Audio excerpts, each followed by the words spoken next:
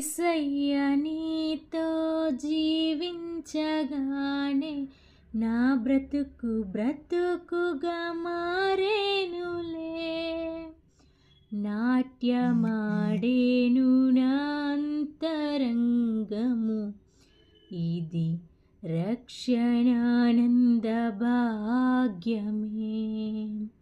నాట్యమాడేను నా అంతరంగము, ఇది రక్షణానంద భాగ్యమే.